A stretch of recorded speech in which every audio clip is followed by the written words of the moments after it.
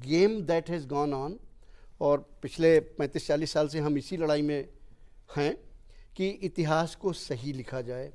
क्यों नहीं लिखा गया, प्रश्न उनका ये था। इस पर आते हैं 1940 से सभी इतिहास में। आपको ये जान के ताज्जुब होगा कि 1918 में रूस का इतिहास पुनः लिखा गया। जिस लाइन पे मार्क्स ने कहा था, लेनिन स्टालिन ने इतिहास लिखवाया पूरा। लेकिन सन 93 में जब रूस बिखरा तो आपको जान के ये ताज्जुब होगा कि पहला काम जो हुआ था, 1 साल के अंदर अंदर वो इतिहास की पुस्तकों को उन्होंने कहा ठीक होनी चाहिए। ये पूरी की पूरी इतिहास की पुस्तकें, यही चीज़ यूरोप में हुई। इंडिया में क्यों नहीं हुआ ऐसा?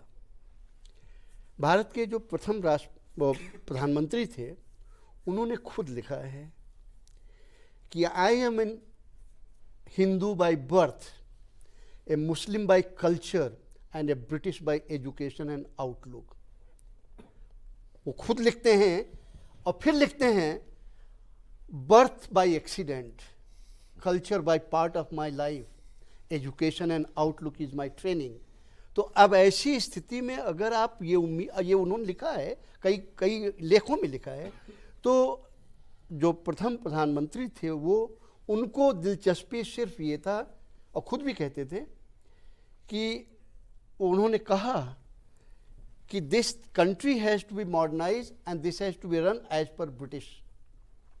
तो उनकी कोई दिलचस्पी ही नहीं थी इतिहास को ही नहीं, पूरी संस्कृति को लेके। और इसको लेके एक एग्जाम्पल मैं और दे देता हूँ, आपकी बात साफ हो जाएगी, क्योंकि मैं ओपिनियन ज़रा कम देता हूँ, मैं वहीं से ले आता हूँ, भाई आप ही ने क्या कहा था।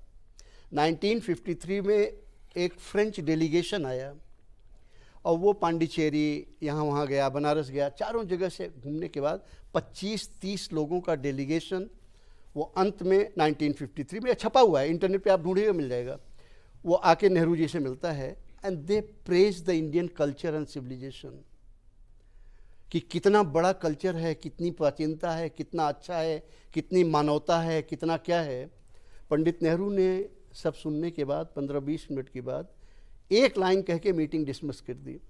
उनका, you are praising the very same thing I am trying to destroy. ये भी छपा हुआ है कि आप उस चीज़ की प्रशंसा कर रहे हैं, उस संस्कृत की प्रशंसा कर रहे हैं जिसको मैं जी जान से ख़त्म करने पे लगा हुआ हूँ।